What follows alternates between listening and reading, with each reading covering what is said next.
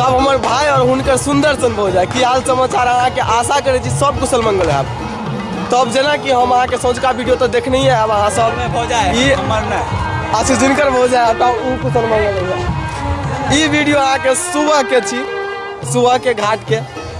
तो हमरा यकीन है कि पिछला वीडियो के जाए इहो वीडियो अहाँ सबके बहुत अच्छा लगे देखे में।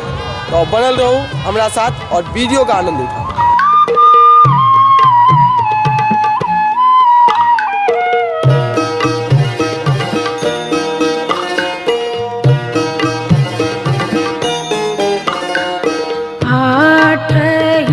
काठ के ओठरिया हो दीनानाथ रूपे छान लागल के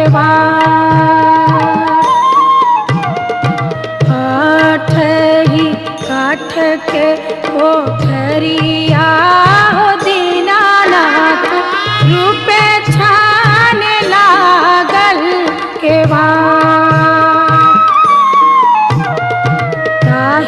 ऊपर चढ़ी सुतले हो दीनानाथ बाजी के बड़वा।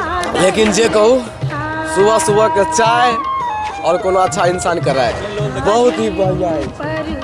ले बतो देखा ले सुबह सुबह का देख लियो अच्छा इंसान कराए। हाँ सब तो उनका नहीं चिने थे ये अच्छी वार्ता बुझलिए ई भ गेल के एकरा हमहु ने चिने छी। शादी भी नहीं हुआ है बे एकदम सिंगल वो भ गेल गुड्डू भैया जेकरा हम चिने छी लेकिन जे मिर्जापुर में छला मिर्जापुर में जे रहा।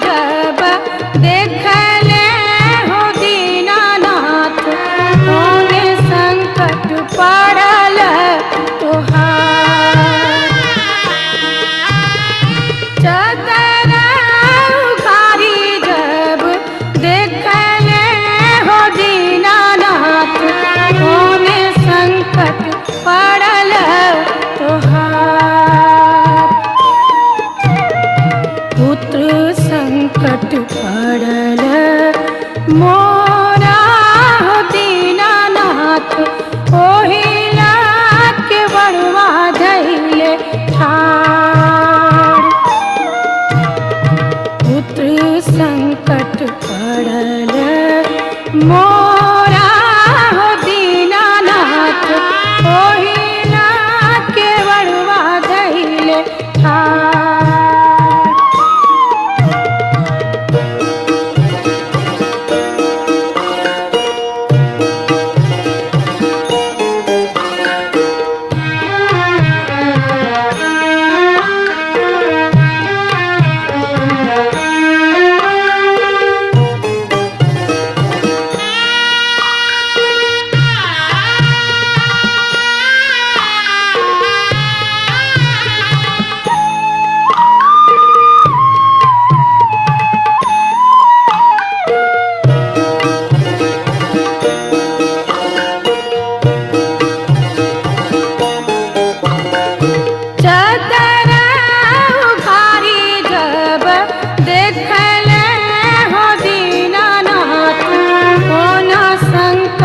पड़ल तुहार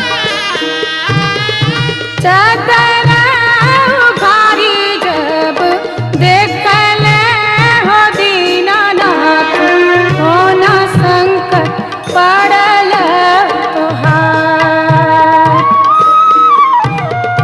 नैना। तो अब हम अहाँ सबके मिलवे ले चाहे छी हमर छोटा छोटा फैन सब। नाम कह दियो यो। अपना नाम संतोष कुमार शर्मा।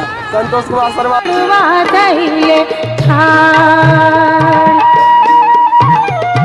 नैना संकट पड़ल मोरा हो दीनानाथ ओहिला के बड़वा दहिले ठाड़।